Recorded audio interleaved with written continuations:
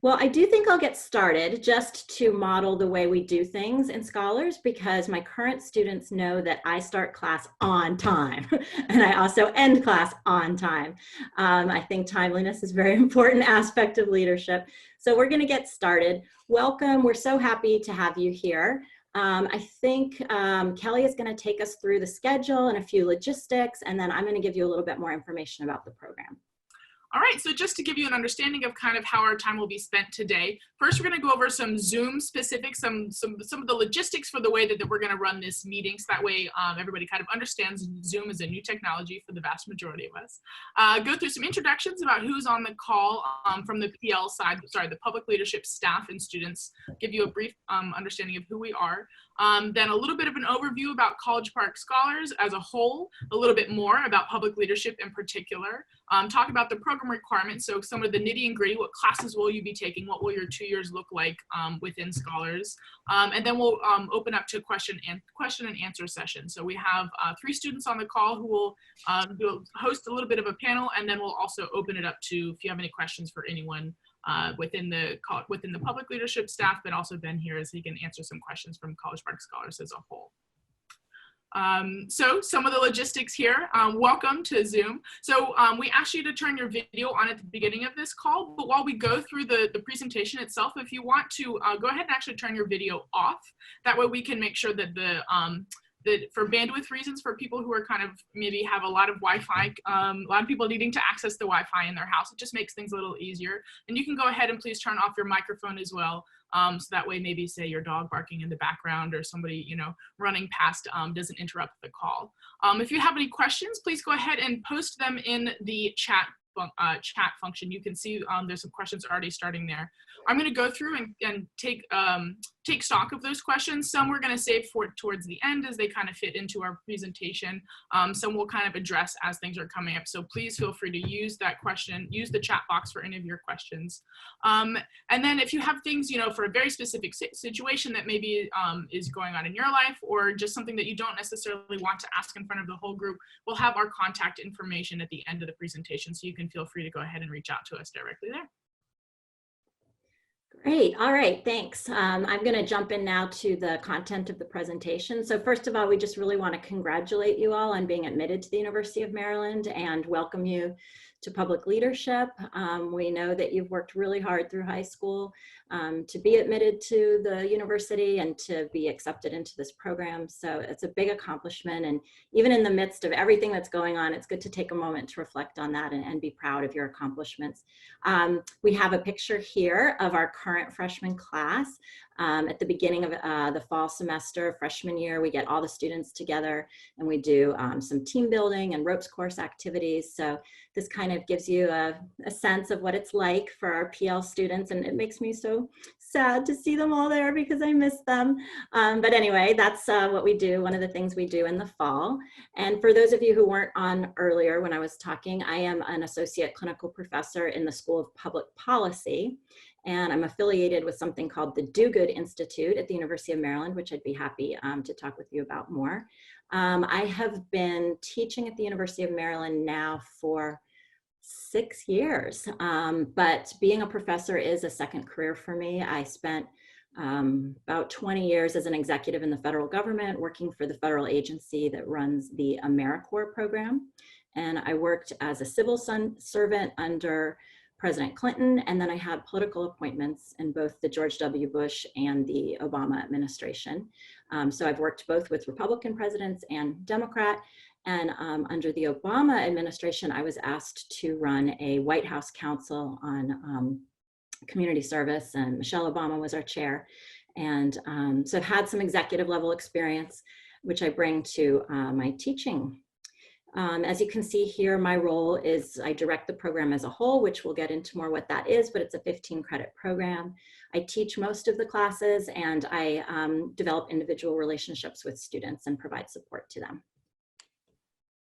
And hey, you all, once again, my name is Kelly Brower. I'm the program coordinator for the Public Leadership Program. I'm actually a University of Maryland and a College Park Scholars alum. I have an undergraduate degree in animal sciences, and I was in the life sciences program. So I bring a lot of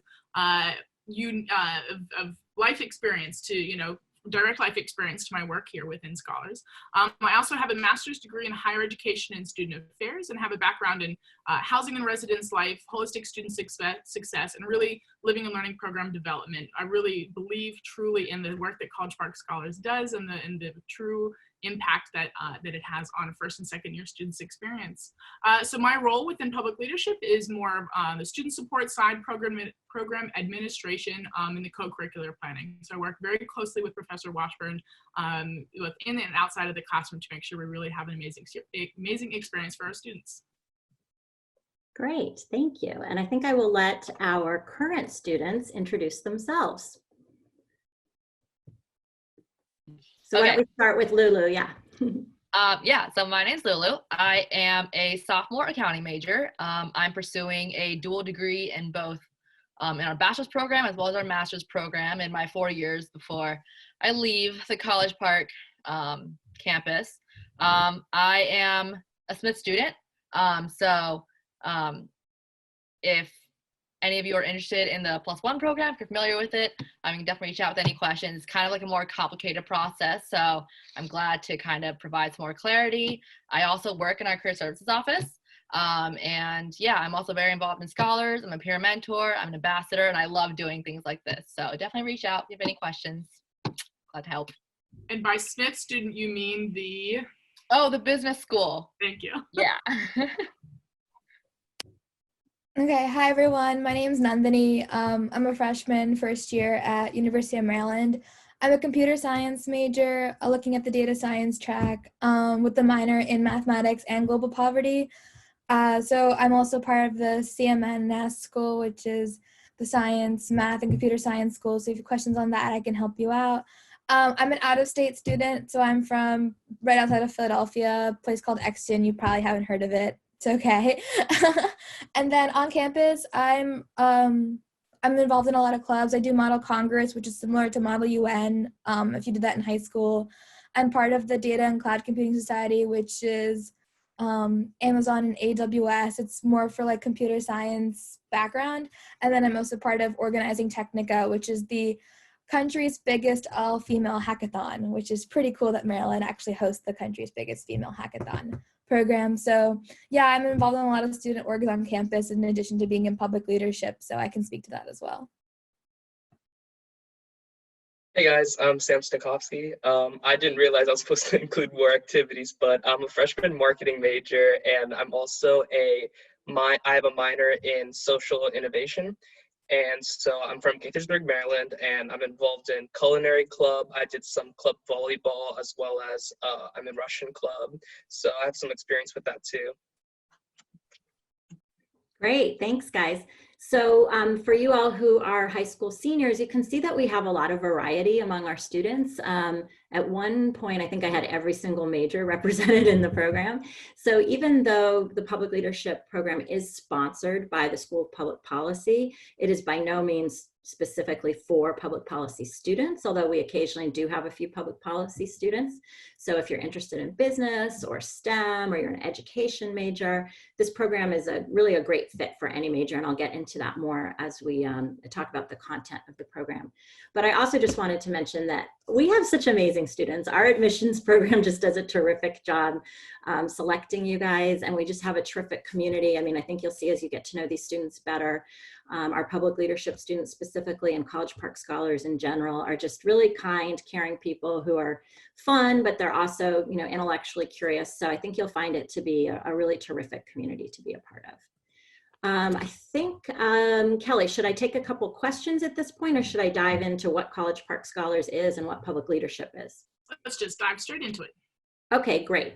So you may not yet have had the opportunity to see the video by our director, Marilee Lindemann, who kind of describes what College Park Scholars is, and we'll direct you to that video at the end. But just to give you a little bit of a thumbnail sketch of what College Park Scholars is, because I know the University of Maryland has so many different programs and names and acronyms, and it can be a little bit overwhelming at first to kind of digest it all. So at its core, what College Park Scholars is a learning community for talented freshmen and sophomores. So as I just mentioned, you'll find peers who are typically very involved in their community or have some activity or hobby that they're really excited about. But they're also people who, you know, it's important to them to be strong in their schoolwork, and they're very intellectually curious. As far as the academic side, it's very similar to a minor. So you'll see that to graduate, you need to receive a certain number of general education credits. And what the College Park Scholars Program does is it provides some cohesion to those gen ed credits for you. So for the most part, you're not taking additional classes to be a part of Scholars. You're fulfilling credits you would have had to fulfill anyway, but you're just doing it in a way that has a theme around it. And I'm happy to answer more questions about that at the end. In general, that's been an issue. A lot of people want to know, like, oh, is my student, or am I going to have to do a lot of extra work to be a part of this program? And in general, the answer is no. There are a few places here or there where you're doing extras, but they're generally things that you'll want to do and that you'll get a lot out of. I think one of the things that Scholars is really known for is offering the benefits of a small school. Obviously, Maryland is a huge school, and there's a lot to be said for that. We're a major research university. I have students who are sophomores who are working in chem labs, who are, you know, having amazing opportunities that they could never have if they went to a small liberal arts school. But what Scholars gives you is that sort of small liberal arts experience of having a community of people that you get to know really well. You live together your freshman year. You're taking classes together for 2 years. You're in the same community, so you're starting to see each other a lot. We're doing field trips together and service projects. And then, of course, you have the teaching team and the entire central staff providing you opportunities, internships. So you get kind of that higher touch experience that you would have in a smaller school. We also have a lot of the experiential programs that I just alluded to. So College Park Scholars is, I think, typically, is it 10 or 20%, Kelly, of the freshman class? I think it's like around 20%. It's about 25% of the freshman class. So just about a quarter of the freshman class are in College Park Scholars. So you have that as one sub-community of the entire freshman class. And then within that, College Park Scholars has 12 programs. And so this program, Public Leadership, is one of those 12 programs. So hopefully that provides a little bit more context for what this is all about, but we're happy to answer more questions about that. Public leadership, basically, we are here to develop effective and ethical leaders working for social change, and we do that in both curricular and co-curricular ways. In these pictures, these are all from this year. On the right, you'll see some of our students. We went to serve at the DC Central Kitchen together, and it was a terrific experience. It's a really wonderful nonprofit, and I think a lot of the students enjoyed doing a project in a smaller group together, and also seeing tangibly all the food they created that was going to go to feed people in need. And then on the left, you'll see another one of our team building activities that we do typically within the first 6 weeks, so that students really get to know each other. Were there any questions, Kelly, about what College Park Scholars is? No, not so far. Okay, great. All right, well, what we do is way bigger than what I could possibly tell you in a short Zoom conference. So I have created these slides, and there's a handout that Kelly's going to provide to you guys so that you can have that after the fact. But this just kind of highlights some of the key things that we're doing in the public leadership program. We're building a lot of skills. We're creating community. We're developing your awareness of local, national, and global issues. And just to talk about a few of those, and I may call on some of my current students to help me illustrate this. We really focus on our communication skills, both writing and speaking, particularly in the first semester of freshman year. So we do have quite a number of papers that students write in the 3-credit course that they take fall of freshman year. And the writing is a little bit different than what you might have done in your AP history or your English course in high school. It's more professional writing, where you're writing a memo, you're writing a letter of persuasion. And the way I set it up is you have a similar assignment with different topics, and you do it 3 or 4 times. So if you have struggled with the writing assignment the first time, you have 3 more times to perfect it. And I work with any student who comes to me to help you rewrite, improve your writing, improve your level of argumentation. So Let's see, do any of our current students or sophomores, Lulu, or anyone want to talk about the papers? I don't want that to be something that puts students off. It's actually a very supportive way of developing your writing skills early in your college career. I also think it's important to know that the essays that we write are actually really interesting. They're not like, go read this really long, boring book by some dead British author from the 1400s that makes no sense. It's like, it's current events. Like we write papers on current events, or we actually got to vote for the last paper topics that interested us. And the teaching team and Professor Washburn really tried to address like all the different things that, you know, was interesting to us. It's going on in the news, and we get to like present our arguments and play devil's advocate. So like the essays, they're not boring. Like it's actually enjoyable to do the research and work with it. So I think that's important to know, because it's not like your stereotypical literature class where you're just like not happy analyzing the stuff. Yeah, thank you for mentioning that. So I do try to make the course as relevant as possible to the students. And so we do kind of crowdsource some of the topics. So I think actually for at least 2 of the papers in class, people would throw out issues or topics that they were interested in, and then the students voted. So one of the things we wrote on was DACA, the Deferred Action for Childhood Arrivals program, the immigration program. And as it happened, the paper was due and we had an in-class debate on the very day that the Supreme Court was hearing the issue. So the curriculum is always changing based on the interests of the students, and same with some of the other aspects like guest speakers and other things. I'll take a look and see, oh, do we have a lot of STEM majors this semester? Do we have a lot of business or education? And I'll sort of tailor the class to the interests of the students. What about the speaking skills? Do any of the students want to talk about the various things I ask you to do to practice your speaking skills? I can't. So I took the big like lecture almost 2 years ago. Yeah, because it was my first semester of freshman year. And so our big thing was we were put into groups, and then we were assigned, I don't remember if we were assigned a current event or if we chose it on our own. But every single group gets a current event, and basically we research and we kind of look at what the background is and then what the actual issue is. And then we kind of give holistic presentation to all 70 or so students in our program in the big lecture. And so I know it can definitely feel overwhelming, especially if public speaking isn't really your thing, but it's definitely a very supportive environment in our classroom. And so we have the professors, we have the teaching team, and we have your students. You present to them, and it's really a great way to understand how to research an issue, a great way to keep up with what's happening in the world, and also be able to just practice being able to present all the work that you put so much effort into. So it's definitely interesting. So Thanks.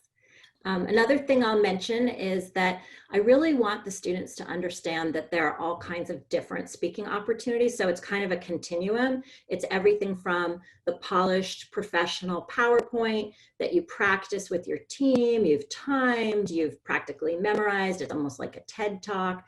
You're facing forward, you're not turning to look at the PowerPoint, you've got a clicker, right? So that's on one end of the continuum, and students have to do that. On the other end of the continuum is I'll say, hey, who went to First Look Fair last week? Come up to the front of the class. Tell me about, you know, a club that you learned about or that you're interested in, so that students get comfortable with both extemporaneous speaking and the more kind of prepared speaking.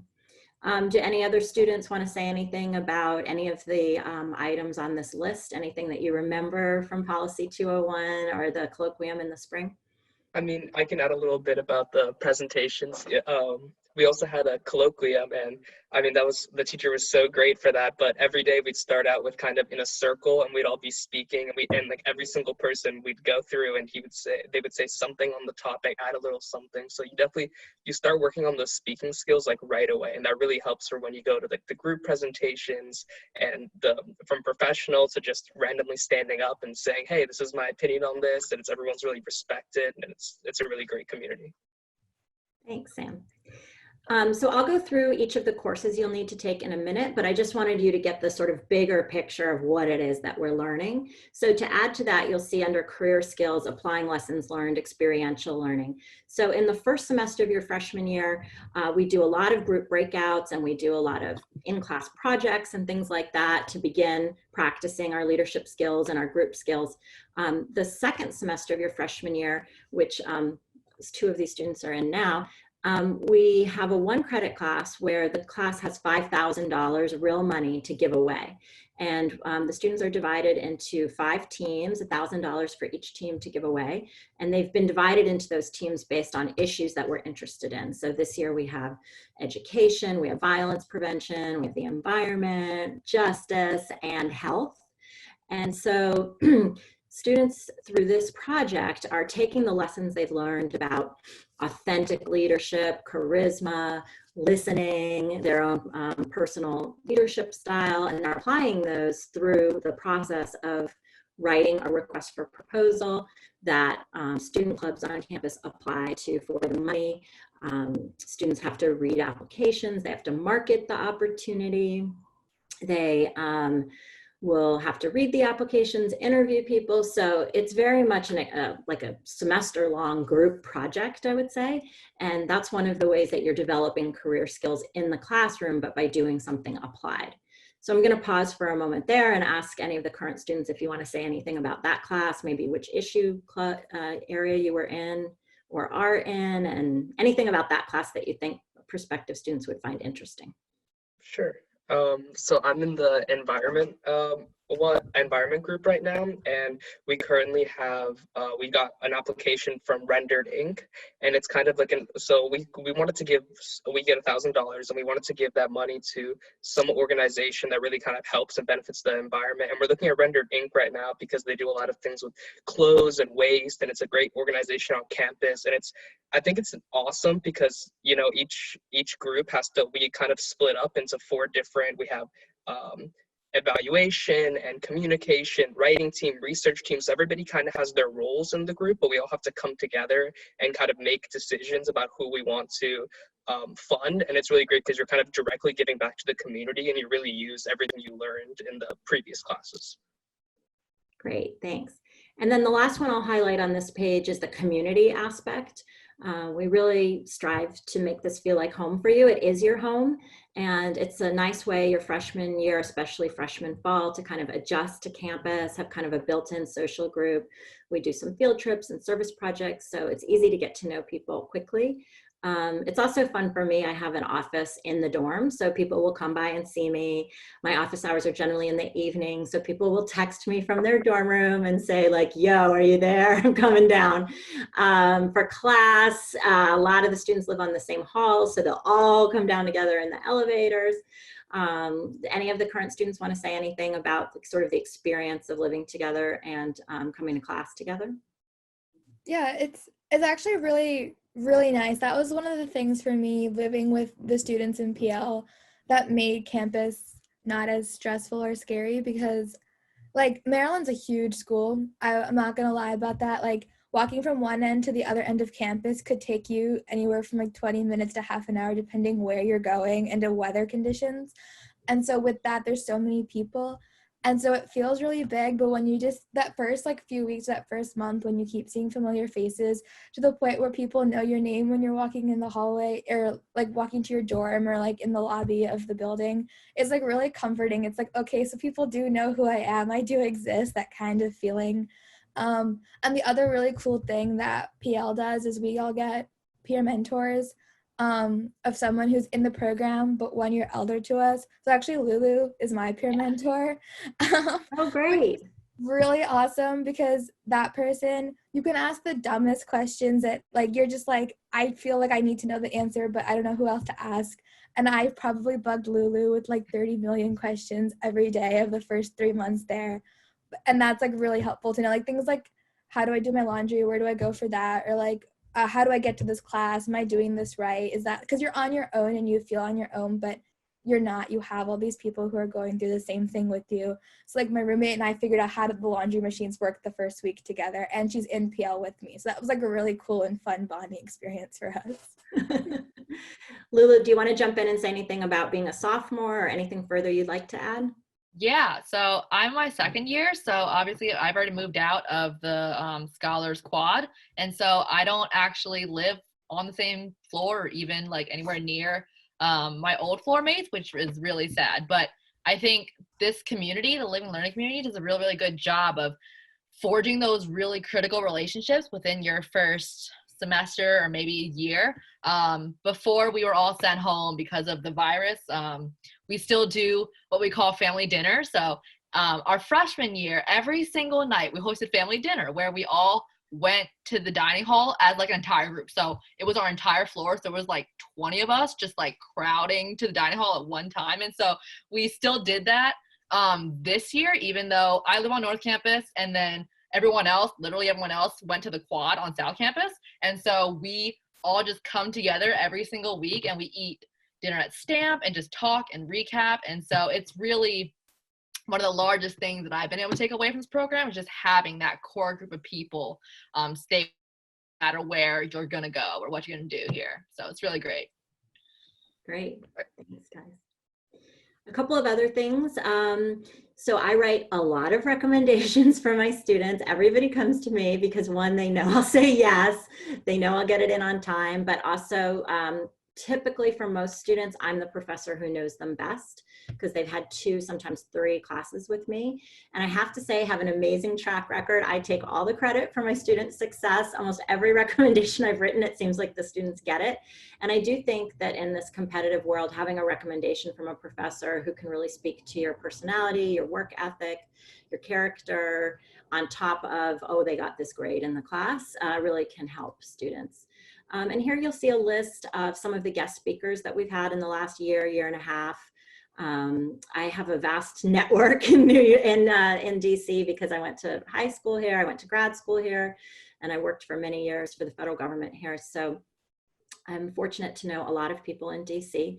And they find it so fun to come and speak to our students. We always have the greatest students. You guys always ask the best questions. So people find it to be a great experience to come. I've never had trouble getting great guest speakers. And again, I kind of tailor who I invite to who I think that current class of students will be interested in. So Kelly, we can either take questions now or we can move to talking a little bit more about field trips.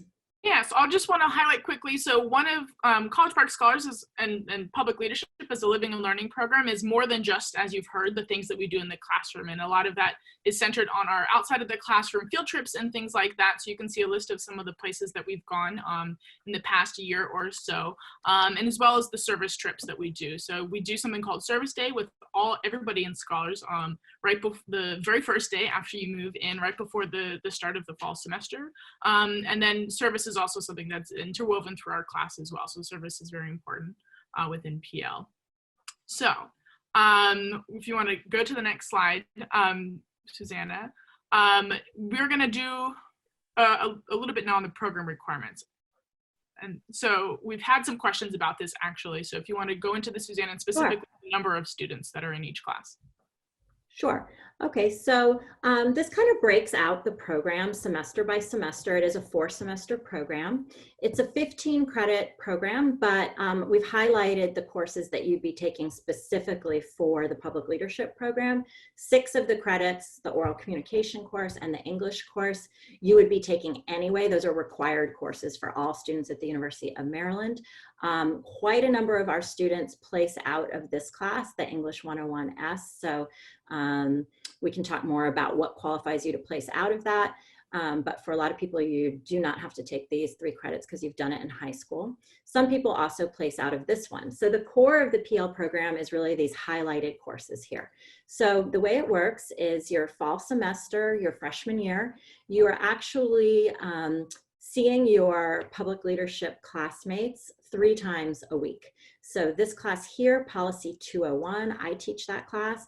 That's a 3-credit class. We typically have, I don't know, 70, 75 students in the freshman class. So all 75 would be together in this Policy 201 class. That is a lot of people, but I would say we've done a really great job of making sure everybody gets to spend time with everybody. I'm fortunate to have an amazing teaching team. I usually have, in addition to Kelly, 3 master's students who help me with breakouts. So almost every single class is some time together as a group, introducing the topic for the day, and then we break into smaller groups where we have some activity where you are applying the reading that you did for the week. And we switch it up so you're always with different people, so it's a chance for people to have both small group and big group time together. So that's a 3-credit class. It's a public policy course. It is an academic class. I want to make that clear. I think in the past, sometimes students have misunderstood that the program is just like all field trips and fun and ice cream socials. There is an academic component to the program, and it's somewhat rigorous, but it's very doable class. And then in addition to that class is a 1-credit colloquium, and that's broken into 3 sections. So you'll see the same group of, I don't know, what was it, Sam, like 20 people roughly, once a week, excuse me. And that's a very relaxed, free-form kind of discussion course. People really get to know each other well. Our classes are usually quite diverse in every way. So we have people from all over the country. We sometimes have international students. We do have a majority of students from Maryland, but even within Maryland, there's a huge amount of diversity. You have students from rural parts of Maryland, you have urban. And so for a lot of students, this is the first time they're really getting to be close with people who have backgrounds who are very different from their own. And we also have diversity in political ideology, and it's just a very welcoming and safe place for people to kind of test their ideas out, argue in a respectful way. We make a big point about, really challenging people's ideas, but not attacking the person. So we really work to create civil discourse. So that's the first semester, and that's really where the program is the most intense, and that's by design, because freshman fall is when you're new. It's good to see the same people a lot because that's how you form the deep attachments. And that's also when a lot of the field trips and the service projects happen. In the second semester, freshman year, you take the colloquium with me. That's the class we were talking about earlier. That's again, all 75 students. And that's the class where we break into 5 groups and we give away $5,000 as a class. Then your sophomore year, you have 1 more of these 1-credit colloquiums. And for this class, I've hired Colonel Matt Feehan. He's in the Army. He works at NSA, and he's a cybersecurity expert. I see Sam smiling because everybody loves Colonel Feehan. Oh, you haven't had him yet. I'm sorry. But they do. He has great reviews. He brings a lot of professional experience, and obviously the military has been a source of a lot of leadership development in our country. So that's an amazing opportunity for students to learn a little bit more about leadership. And then in the 4th semester is the practicum. Now, some people actually get this done in the 3rd semester or maybe over winter break if they're doing a study abroad course. But that is really the choice of the student to do something experiential. So it could include research, it could include service, study abroad, an internship. And I think I'll stop there to see if there are any questions on that. I also want to note that you can take English 101 in your oral communication course. Those classes you can take at any point in those 4 semesters. So if it works out for your academic calendar that you want to take English 101 in your first semester, you can definitely do that as well. And once again, you can AP out. We have a question. Does the practicum have to relate to public leadership? No. So the practicum is an opportunity for you to really apply the leadership lessons that you've learned throughout PL to your own field, to something that'll help advance you within your own career. So absolutely does not need to relate to public leadership. Like Susanna mentioned earlier, we have some students working in a chemistry lab and really working on and advancing their career in that way. So yeah. Yes, the idea is that students will be leaders in whatever field they choose. And working in a chem lab is going to accelerate your own career. I will say that for those of you who are interested in public policy, because of my network, I've been able to help students get amazing internships. So quite a number of my students have interned on congressional committees through my contacts there. My husband runs a committee on the Hill. I've also been able to help my students get research positions in federal agencies, communications positions in nonprofits. So I can't get all 75 students an internship, but usually there's a handful that are interested in these public policy opportunities. I had a friend who was the chief of staff at NASA and was able to get a student an internship there. So I think that internships are a really exciting way for students to earn their practicum credit, but we're pretty flexible. If you feel that you're interested in this and you're getting hands-on experience in your field and you can earn 3 credits, then that's a great practicum. Some other questions we have about some of these credits. So Jonathan wants to know how you get credit for the oral communication class. Basically, within Maryland, there are classes that are they're designated to have kind of this oral communication credit associated with them. So most frequently we see students taking a comm class. So if you take comm and that's on your transcript, then we'll go ahead and count that. You don't need to do anything special. And it's the same if you place out of an English class. So say you have AP credit or something like that. As long as that AP credit is listed on your transcript, which it will be when you transfer your credits over from high school, we'll count that. So you don't need to do anything special for that. That all kind of happens automatically. And we do have a good number of our students that place out of English 101 credit. Any other questions in the chat about program requirements or the classes or anything before we move forward? And once again, we're heading next into a student panel and a general overall question and answer time. Just being cognizant of our time right now, it is 3:38. We've scheduled this to go till 3:45. So students, if y'all are okay, we're just gonna shift broadly into the question and answer period. I think we have just one question in the chat about housing that we haven't addressed yet. And then after that, we'll see if more questions come in. Otherwise, we can kind of do a student panel then. Is that okay with you all? Okay, great. So question in the chat earlier was kind of about housing, and we recognize that there's been a little bit of confusion around housing and rooming for scholars. So I'm actually going to turn the tables over to Ben Parks, who works in Scholar Central staff. Ben, if you wouldn't mind kind of addressing some of the confusing information that people have seen about rooming for scholars. Do roommates need to also be in public leadership, or can they just be in College Park scholars in general? Sure, thanks, Kelly. So first I want to apologize for any confusion. I think the genesis of this is really actually pretty straightforward. So when you are signing up for your housing, Resident Life has a portal for a roommate selection process. And the way that that portal is, it's so complicated that you're only able to see people who are also in public leadership of your gender, right? When you're signing up for potential roommates. So people automatically think, oh goodness, like if I want to room with someone that I know from home or who's in a different scholars program, that's not an option to me. That is still an option. Now, earlier, a couple of weeks ago, Resident Life was a little bit confusing with their messaging. They've cleaned that up. And here's the most clear, consistent messaging we can give you. You are still able to put in requests to live with people who are not in public leadership or who may be in a different scholars program or who are not in the scholars program. However, Resident Life, for a variety of factors, space availability and other considerations, is not able to guarantee those. So we want to manage your expectations a little bit and also explain sort of the context. So when you go on there and you're only able to see, oh my goodness, I'm only able to see about 35 other people, that's the reason why, is that the way that the portal is built, you're only able to see people of your gender in public leadership for roommate selection. You are able to put a request in. However, Resident Life cannot 100% guarantee that. They will do their best to do that, but they cannot guarantee that.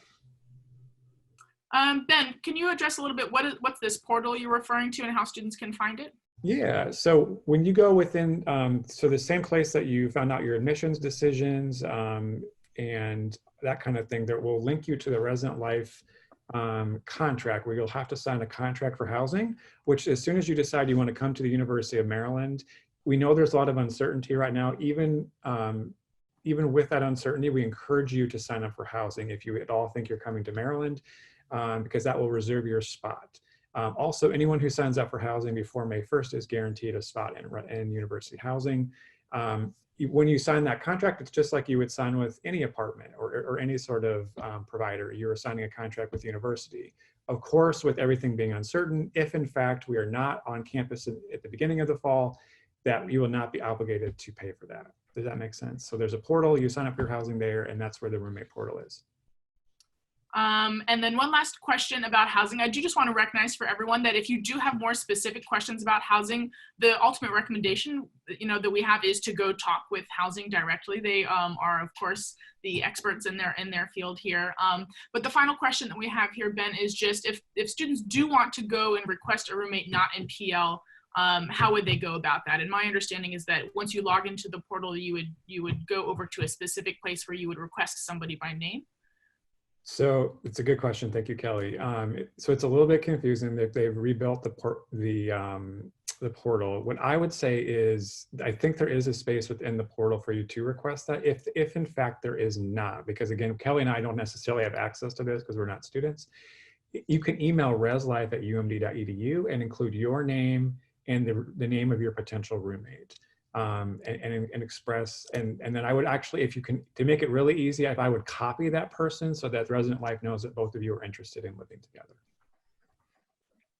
Great. So those are all of the questions that we've seen. Oh, great.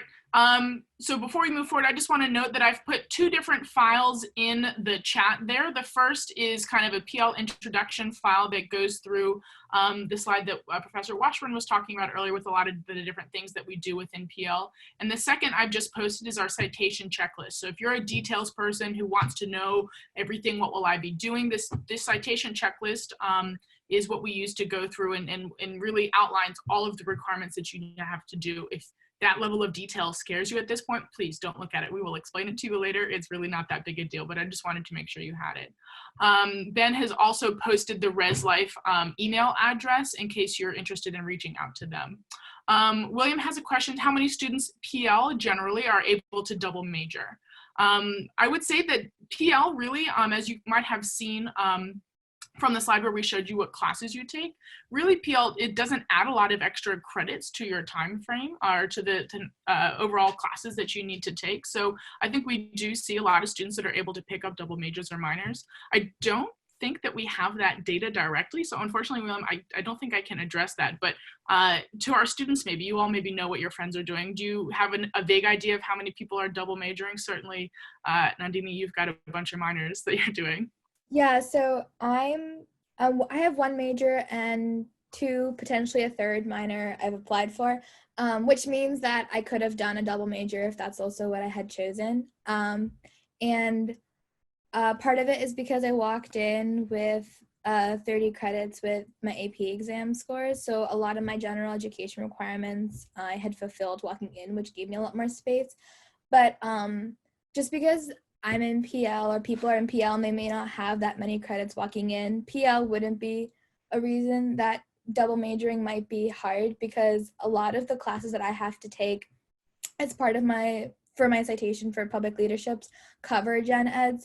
So the 201 class that Professor Washburn was talking about, the 70 kids first semester, that would cover history, DSHS or I-Series / scholarship and practice. And even if you walk in with like all the AP credits in the world, none of those count for I-Series and none of those count for scholarship and practice. Like Maryland has certain gen eds that you can't to have an AP credit to get out of. So I think it's a lot of, if you're proactive on planning your 4 years here and making sure that you're getting everything done in a timely manner and keeping track of that, it's very doable for anybody in PL to be a double major. And it wouldn't be like, if you end up not double majoring, it wouldn't be the fact that because you're in PL, you couldn't double major. It would be some other reason. I'd like to suggest for those of you who do have to get off the Zoom now, we're going to put on just a couple different pieces of logistics so that you get those before you go. But I'm available to stay on for anybody who wants to talk to me or ask me questions, and maybe some of our students can stay on too. So please feel free to stay on, but just to make sure we get through all the material in roughly the amount of time we had allocated. Do you want to run through this slide, Kelly? Yeah, so just a reminder to everyone, the deadline is May 1st for you to confirm your enrollment here at Maryland, as well as to confirm your housing, as Ben mentioned there. If you're looking for other virtual online open house information, you can go to go.umd.edu/UMD open house, and then there's a lot of information from different academic colleges, housing, dining, different sports units. That'll be really your main hub for information. And as we mentioned earlier, if you're looking for some more information about College Park Scholars as a whole, you can go to scholars.umd.edu, and you can find the link to that video there. And then finally, we have some contact information on the next slide. So the most important thing here is if you are interested in speaking one-on-one with another student. So when we do these in-person open houses, we try and break people up so that way maybe if you have a question about what is it really like? What is the food really like, right? Or what is it like to live in College Park? Or tell me all about, sharing a bathroom with other people on your floor, right? So maybe conversations that you want to have directly one-on-one with another student, please go to this site here. So go.umd.edu/plconnect. And what I'll do is I will connect you one-on-one with another student. I'll set you up via email, and then the two of you can figure out whether you want to email, Zoom, call, chat, FaceTime, whatever it is. So that'll be a way for you to have that one-on-one connection. And then we've also included email addresses for both Professor Washburn and myself. Once again, the Scholars website, UMD resources, and the General Scholars email address. So if you have General Scholars questions, you can email askcpscholars@umd.edu. So we are going to go back. So once again, it is 3:47. If you need to hop off the call, we were so happy to see you, hear from you, have you here. We really hope to see you in the fall. But we will go through and answer some of these questions that we have here and continue if you have some time. So scrolling back up, there was one more question. Just wanted to confirm about the colloquium classes. So we do have about 75 students in Scholars. So for most of the classes that you take, those yellow highlighted classes, most of those classes you're in will have all 75 people in them. And when, like Professor Washburn mentioned, we do a great job of trying to break them down. In your freshman semester, you will take one colloquium class where it's split into about 25, 35 students or so. So one of your Scholars classes will be with about a third of the population, but the majority of your classes will be with everybody in them. A different question here. If you have more questions about adding a second major, your academic advisor or your academic college will be really the best people to help walk you through and tell you what that looks like. That would be your best Just add that I do have a lot of students who double major and haven't come in with as many credits as Nandhani has, and it is very doable. So there's nothing about Scholars that's incompatible with the double major. It maybe more have to do with the two majors you choose. It might be hard to do two majors that are both in the STEM field because they both have so many credits that are required. And you don't have to feel like you need to add your second major now as a freshman in your fall or even a freshman in your spring. Like I have friends who are finishing up their current spring semester and they're like, I think I want to add a second major starting as a sophomore. So like, don't feel like rushed into it. Like I have to do this now or I won't be able to graduate with them. Yes, we kind of rushed through the student panel part because I had you guys speaking all throughout, but I don't know if the current students want to say anything more about your experience or just anything that you were worried or concerned about when you were a high school senior. Any words of wisdom for the students on the call? I think it's very important to note the way it works is every single college student, we have general education requirements, right? And so you're going to have to take these gen eds regardless. But basically what happens if you're in the Scholars program is all these different classes, they essentially just choose which class to take to satisfy that requirement. So in essence, you're really just getting your gen ed credit decided for you. And so it's not actually like an addition to your curriculum for your major. It's like you're just having these credits already decided. So it's not like any additional work. It's not going to slow you down. I'm a sophomore. I'm a sophomore. I had to think about that. And so even now, I am on track to graduate a year early to do my master's program. And even now, I'm like running out of classes to take. Like I have to plan like all these different electives to try to hit 120 and then graduate. So really, it's not a worry. Like I'm sure you can make anything work. You can do what you want here. So not an issue. Sorry, go Sam. Okay, I was just gonna say, like, absolutely, like, doubling, like, I don't know about the number of students that double major, but if you want to, like, it shouldn't be an issue at all. I have the social innovation and nonprofits minor, and, like, so many of the requirements are actually match up so well with the Public Leadership Scholars program, and as they said, like, it fills up a lot of gen eds. I guess another thing I want to add is my favorite thing about the program is the community. Like really, like the first couple weeks, like it's very understated, but like everyone keeps their doors open. Like it's amazing. Like you really become friends with these people. They're in your classes. You go and eat with them. Like it's really a community. It's great. Yeah, and as a sophomore, that just doesn't happen anymore. So really take advantage while you're a freshman in the sophomore dorms. I'm in Oakland now, which is they're semi-suites, so it's not dorms anymore. And you really don't get that kind of communication anymore once you've left the Scholars Quad. So it's definitely a very valuable experience. I see a question in the chat. What changes would occur in the program if the university is online in the fall? That's a great question. So the university hasn't made any decisions yet, as you likely know. And of course, our hope is that we'll be all together because it is better when we're together. But as leaders, we adapt. We still fulfill our mission through adaptation. So we are beginning to think about if we were not in person in the fall, what we would do. I'll just give you an example. This semester, Kelly and I are having 30 to 45-minute phone conversations or Zoom individual meetings with every single freshman. So we are maintaining that personal touch, making sure that all our students are doing well, that they're adjusting well to the transition to online.